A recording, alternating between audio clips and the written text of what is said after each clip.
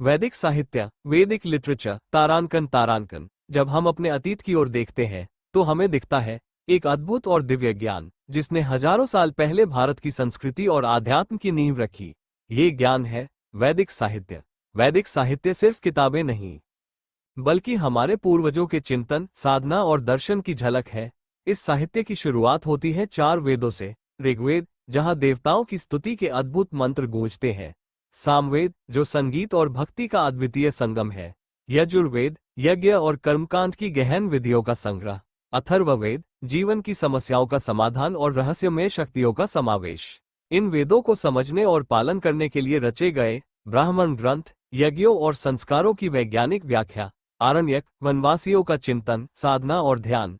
उपनिषद, आत्मा, ब्रह्म और मोक्ष की खोज। ये उपनिषद हमें बताते हैं कि सच्चा ज्ञान बाहर नहीं, हमारे भीतर है। यही नहीं, वैदिक साहित्य ने हमें धर्म, समाज और संस्कृति के सूत्र भी दिए।